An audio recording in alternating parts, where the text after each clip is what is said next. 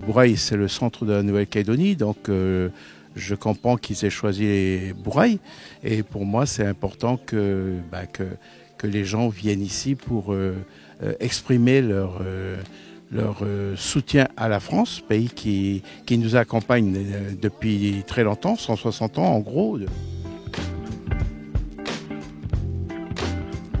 Oui, la commune de Bourail, c'était quelque chose pour nous de symbolique, puisque Bourail, c'est un peu à la frontière du nord et du sud, à la frontière de l'est et de l'ouest, et donc c'est un peu le carrefour de la Nouvelle-Calédonie, et donc c'est pour ça qu'on a choisi ici.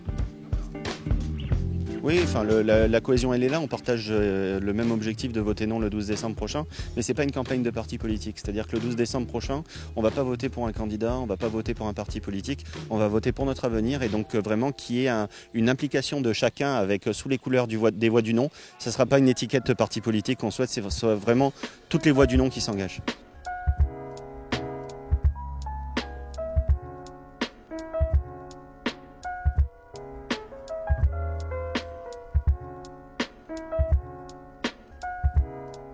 Les nouveautés de cette campagne, c'est évidemment le document oui-non qui a été fait par l'État. Les deux premières campagnes ont été faites avec des vérités contre vérités qui étaient assénées par les deux côtés. Là, on a le document de la vérité, celui qui dit exactement ce qui va se passer si c'est l'indépendance. Et je pense que ce qui est important, c'est que du coup, chacun va pouvoir aller voter en toute connaissance de cause.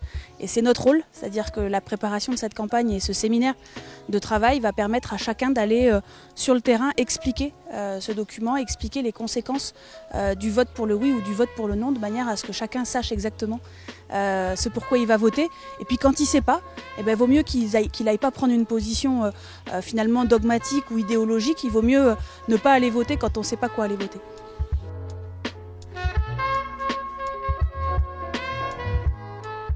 Le retour en arrière n'est pas possible. C'est-à-dire que si c'est oui à l'indépendance est actée et elle est irréversible, et surtout l'indépendance, elle est radicale. C'est-à-dire qu'il n'y a pas d'indépendance avec la France, il n'y a pas d'indépendance association.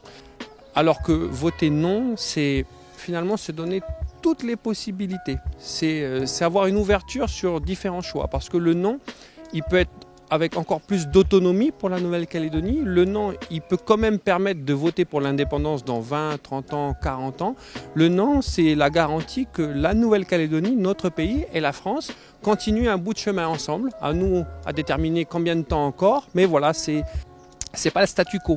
C'est pas maintenir le système en place.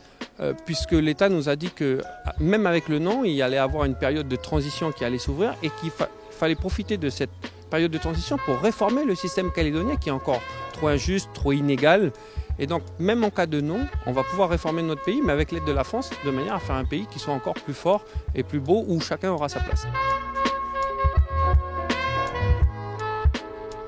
Il faut que le non soit synonyme de perspective, de développement, d'amélioration du quotidien, d'amélioration du vivre ensemble, d'amélioration du respect de chacun de nos particularités ici en Nouvelle-Calédonie.